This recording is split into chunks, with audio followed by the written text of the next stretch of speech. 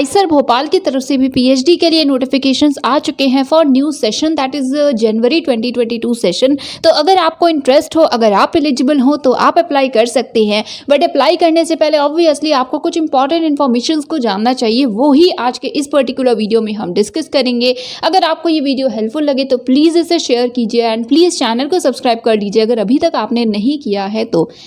Information को देखने के लिए फर्स्ट ऑफ ऑल आपको iser.b.ac.in इस पर्टिकुलर वेबसाइट पे विजिट करना है। ये ऑफिशियल वेबसाइट है आईसर भोपाल की, राइट। एंड आईसर आपको पता ही होगा, Indian institute of science education and research. जब आप इस पर्टिकुलर वेबसाइट पे विजिट करेंगे तो यहाँ एकेडमिक्स का सेक्शन आपको दिख रहा है, इस पर क्लिक करना है एंड देन एडमिशन का है ये ऑप्शन पीएचडी। इस पर क्लिक करने के बाद ये डेडिकेटेड पोर्टल ओपन होगा। आपको इस पोर्टल की लिंक डायरेक्टली भी डिस्क्रिप्शन में मिल जाएगी। इफ़ यू आर इंटरेस्टेड तो आप उसे डायरेक्टली भी विजिट कर सकते हैं लिंक के थ्रू। आप देख सकते हैं सबसे पहले सब्जेक्ट्स बताए गए हैं। हम भी सबसे पहले सब्जेक्ट्स की ही बात करेंगे। Applications are invited for admission to PhD programme in biological sciences, chemical engineering, chemistry, earth and environmental sciences, electrical engineering, computer science, then humanities and social sciences. और एचएसएस में इंग्लिश है और फिलॉसफी है। उसके बाद है data science and engineering and then physics. Okay, ये overall subjects हैं। अभी हम एक बार फिर से देख लेंगे, ठीक है। ये सब्जेक्ट्स हैं जिसमें अवेलेबल है प्रोग्राम। उसके बाद है एप्लीकेशन प्रोसीजर एंड नोटिस भी है। वेट, इस पर क्लिक करेंगे तो ये है नोटिस, जिसे कि आप देख सकते हैं इंग्लिश हिंदी दोनों में है। Biological science, chemical engineering, chemistry, ये सारे सब्जेक्ट्स हैं जिनके लिए एप्लीकेशंस इनवाइट किए गए हैं। और लास्ट डेट है 1 नवंबर 2021, 1 नवंबर तक आप अप्लाई कर सकते हैं। देखिए सब्जेक्ट वाइज यहाँ पे आपको अप्लाई करना होता है। अगर आप बायोलॉजिकल साइंसेज में अप्लाई करना चाहते हैं तो क्लिक हियर पे क्लिक करेंगे आप। अगर आपको एचएसएस में अप्लाई करना है तो यहाँ पे ई पॉइंट पे आप देख सकते हैं क्लिक हियर का ऑप्शन, तो सेपरेटली आपको अप्लाई करना होता है। अब यहाँ पे रिसर्च एरियाज हैं, राइट। बायोलॉजिकल साइंसेस पे क्लिक करेंगे तो देखिए यहाँ पे सबसे पहले एरियाज आपको दिख रहे हैं, biochemistry, biophysics, cell biology, molecular biology, microbiology. I think सारे ही इंपॉर्टेंट सब्जेक्ट्स हैं। एरियाज हैं, सॉरी। आप इसे देख लीजिएगा हर डिपार्टमेंट में, चाहे आप एचएसएस के हों या आप इंजीनियरिंग के डिपार्टमेंट से हों, अगर आपको अप्लाई करना है तो प्लीज़ एरिया को पहले देख लीजिएगा। उसके बाद है एलिजिबिलिटी क्राइटेरिया।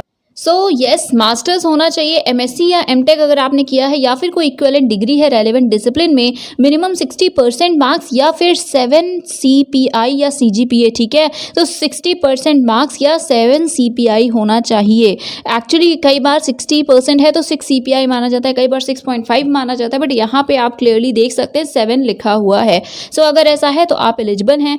वो स्टूडेंट जिन्होंने एमएससी एमटेक किया या इक्विवेलेंट डिग्री है फिजिक्स, केमिस्ट्री या मैथ्स के किसी ब्रांच में, तो वो भी अगर उनका एप्टीट्यूड हो तो बायोलॉजिकल साइंसेस के लिए अप्लाई कर सकते हैं। यहाँ पे मार्क्स के लिए लिखा हुआ है कि अगर आपकी जो मार्कशीट है उस पर मार्क्स लिखे हुए हैं तो परसेंटेज को कंसीडर किया जाएगा, दैट इज 60% होना चाहिए। अगर ग्रेड लिखे हुए हैं तो फिर आपको CPI रिपोर्ट करना होगा 7। एंड बाकी अगर जो 10 का स्केल होता है उसके अलावा किसी और स्केल में तो आप इसे कन्वर्ट कैसे कर सकते हैं, दोनों मेंशन होता है। तो आप देख सकते हैं क्या क्या कंसीडर किया जाएगा। प्लीज़ इन सभी बातों को, इन सभी इंपॉर्टेंट पॉइंट्स को अच्छे से देख लीजिएगा। इसके बाद है कि एक्सेप्शनली ब्रिलियंट कैंडिडेट्स हैं अगर कोई, जिन्हें मींस बीटेक होल्डर है, MBBS किया, MCA किया है, तो वो भी अप्लाई कर सकते हैं। एक्चुअली देखिए बायोलॉजिकल साइंसेज में ऐसे ऐसे ब्रांचेस हैं, एरियाज हैं, इसलिए इतने सारे डिफरेंट डिसिप्लिन्स के कैंडिडेट्स को अलाउ किया जा रहा है। अब थर्ड पॉइंट येस इंपॉर्टेंट है, एडिशनली एक नेशनल लेवल एग्जाम आपने क्वालिफाई किया हो, B it get, CSIR JRF, DBT JRF category 1, ठीक है, DBT का कैटेगरी 1, कैटेगरी 2 नहीं, then ICMR JRF category A, then CSIR का UGC LS, तो सिर्फ नेट क्वालिफाइड है CSIR तो आप एलिजिबल हैं, ठीक है। देन प्रोविजनल लेटर अगर इंस्पायर्ड JRF का फॉर PhD या RGNF या कोई भी रिकॉग्नाइज स्कोर है, मैंडेटरी है, ठीक है, आपके पास होना चाहिए। उसके बाद है सर्टिफिकेट या फेलोशिप मस्ट बी वैलिड, तो जब आप एडमिशन ले रहे हैं उस टाइम वैलिड हो, सो दैट एडमिशन के बाद आप अवेल कर सके फेलोशिप को, right. Then please note that national level exam is exempt for those with BTech from okay. अगर आपने IIT से बीटेक किया हुआ है या आपने आईसर से BSMS इंटीग्रेटेड कोर्स किया है और CPI आपका 8 से ज़्यादा है या 8 है तो आप एग्जेम्प्टेड हैं, दैट इज़ आप अगर नेट क्वालिफाइड नहीं हैं, जेआरएफ नहीं है, तो भी आप अप्लाई कर सकते हैं। सो आई रियली होप कि आपको समझ में आ गया होगा। मोर और लेस हर डिसिप्लिन के लिए सेम ही है। 5% रिलैक्सेशन है रिजर्व कैटेगरी के लिए। यहाँ पे देन नोट में कुछ पॉइंट्स लिखे हुए हैं। फ़ोन कॉल्स को एंटरटेन नहीं किया जाएगा, सारा कम्युनिकेशन सिर्फ ईमेल से ही होगा। बाकी विजिट करते रहिएगा website time to time regular updates के लिए, ठीक है। लास्ट डेट तक तो ज़्यादा अपडेट्स नहीं आती हैं, लास्ट डेट जब पास होती है तब अगर एक्सटेंशन होना होता है तो वो कुछ अपडेट्स आती हैं, अदरवाइज तो फिर डेट्स एंड होने के बाद ही आती हैं अपडेट। और कोई भी अगर आपको क्वेरी है और आप ईमेल कर रहे हैं तो ये देखिए आपको एप्लीकेशन नंबर ज़रूर मेंशन करना है जो सब्जेक्ट होता है उसमें, राइट। एंड बाकी भी पॉइंट्स को प्लीज़ आप पढ़ लीजिएगा। ओके, सो ये इंपॉर्टेंट है कि आप अपीयरिंग कैंडिडेट्स अप्लाई कर सकते हैं। तो yes guys, you can apply. So candidates who are appearing और are about to appear for final exam, it may also apply, you are eligible.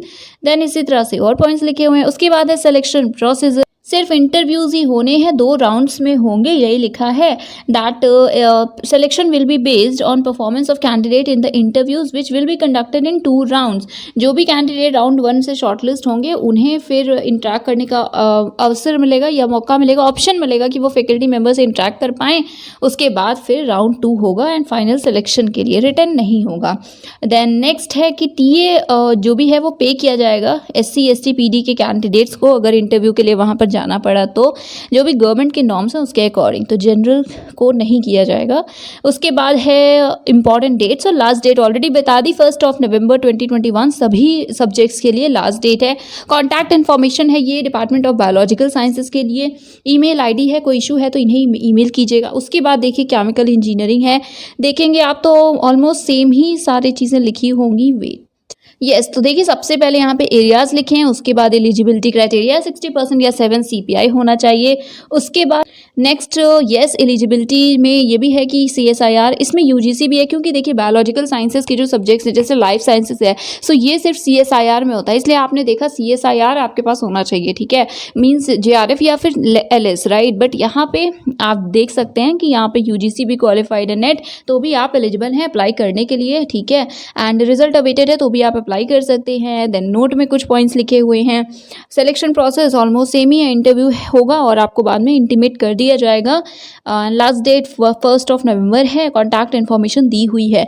इसी तरह बाकी को आप देखिएगा। हम HSS की एक बार बात कर लेते हैं बिकॉज आई नो इससे रिलेटेड क्वेरीज आएंगे।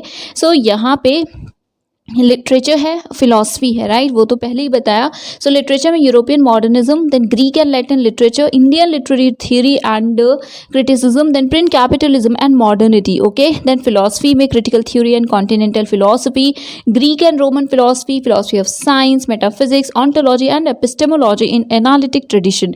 ये आपके मेजर एरियाज हैं जिसके लिए आप अप्लाई कर सकते हैं। कंडीशन 60% की हैं, तो कम नहीं है जितना अभी तक आपने बाकी डिग्रीज में देखा, सॉरी बाकी सब्जेक्ट्स के लिए देखा कि मास्टर्स में कितने % होने चाहिए, सेम यहाँ पे भी कंडीशंस है। And national level yes required है, आपने नेट क्वालिफाई किया हो एटलीस्ट या JRF हो तो well and good, but net LS है तो भी आप एलिजिबल हैं अप्लाई करने के लिए। एंड नोट में यहाँ पे बाकी पॉइंट है, अगर अपीयरिंग है तो यस आप अप्लाई कर सकते हैं। लास्ट डेट है 1 नवंबर 2021। सो अपने जो भी सब्जेक्ट्स हैं आपके उसे देख लीजिएगा।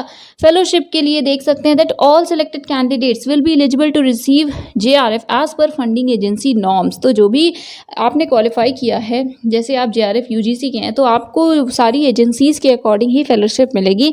वैसे आपको पता है कि अगर आप सिर्फ नेट भी है तो भी इंस्टीट्यूट फेलोशिप तो अवेलेबल होती है, बट यहाँ पे अभी इतना ही लिखा है, सो मैंने आपको बता दिया। कंफर्म करना हो तो एक बार आप कर सकते हैं। एंड देन एज लिमिट लिखा हुआ है 28 ईयर्स से ज़्यादा नहीं हो। एज रिलैक्सेशन है 3 ईयर्स का for OBC NCL and 5 years का for SC ST PD and female applicants. Then next yes, तो कुछ जनरल इन्फॉर्मेशन भी है कैंडिडेट्स के लिए, तो आप इसको देख लीजिएगा। ये कुछ इन्फॉर्मेशन थी। अब एक बार हम क्लिक हियर पे क्लिक करके एप्लीकेशन पोर्टल को देख लेते हैं। सो ये जब आप क्लिक हियर के ऑप्शन पे क्लिक करेंगे तो ये गूगल फॉर्म का लिंक है जो कि आपके सामने ओपन होगा। तो गूगल फॉर्म्स है बेसिकली, इसी के थ्रू आपको अप्लाई करना है। हर सब्जेक्ट के लिए सेपरेट होगा, यहाँ पे सब्जेक्ट लिखा है, इसीलिए आपको अलग अलग लिंक्स प्रोवाइड की गई हैं फॉर जनवरी 22 सेशन। ये एप्लीकेशंस हैं जो इनवाइट किए गए हैं। ओवरव्यू लिखा हुआ है कि 3 अक्टूबर से स्टार्ट हुआ है एप्लीकेशन, 1 नवंबर है लास्ट डेट। देन येस उसके बाद आपको ये प्रॉपर प्रोसेस जितने हैं उसे कंप्लीट करने हैं। टोटल 12 पेजेस हैं जो आपको फिल करने हैं, right. So yes that is it. ये था आज का वीडियो, ये थी इन्फॉर्मेशन आईसर भोपाल से रिलेटेड। That is it. अगर वीडियो हेल्पफुल लगा हो तो इसे शेयर कर दीजिए एंड चैनल को सब्सक्राइब कर दीजिए। That is it. Thank you very much.